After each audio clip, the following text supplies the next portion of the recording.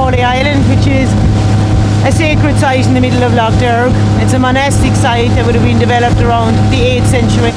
And on that island then there's a number of different churches, and it was a site of monastic learning on the actual island itself. And people lived in this island for hundreds of years, and it was a site for teaching and learning and spreading Christianity. And it also was an area that was associated with the Vikings when they came to Ireland. Today the island is a heritage site. It's recently been bought over by Clare County Council, and they're hoping to develop an interpretive centre on the island and bring tourists maybe from traditional west coast of Clare into the inland areas here in East Clare, based around Lough Derg itself. So that's what they're hoping will happen.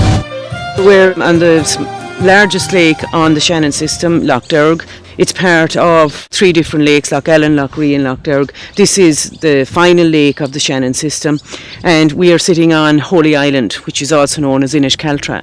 Inishcaltra got its name as Island of the Spears.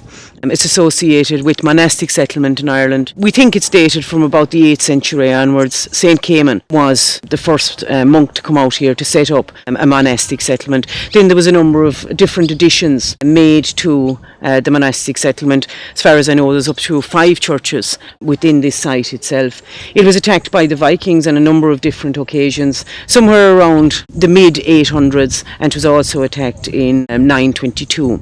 Now, the Vikings would have came over from Scandinavia in their longboats. They would have docked in Limerick, and the Shannon system runs out as far as Limerick, and they would have come up in their huge longboats, and they would have plundered these sites, because these sites would have been seen as rich monastic settlements where there might have been gold and silver.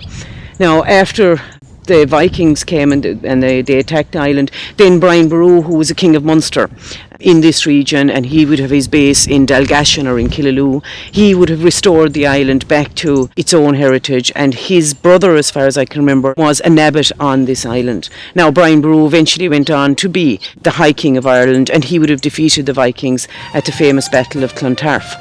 You cannot buy a grave here. It has to be having been passed down from a particular family. So not many are buried here anymore, but for people that traditionally their families have graves here, they're still allowed to be buried here. Nice lineage to have, huh? A lovely one, and something you can't buy. I'm a teacher of history and geography for senior cycle students going into university. I grew up on the shores down here in Whitegate, which is just north of Mount Shannon. It's only 3 miles away. So we just grew up as kids on the lake. My father loved fishing. He brought us all out in the lake. And we used to come over here to Holy Island, bringing visitors and whatever. So it is a very, very special place. People are so interested in what I used to take for granted. And I come back now and I think, wow, did I grow up here? And did I just take all this for granted?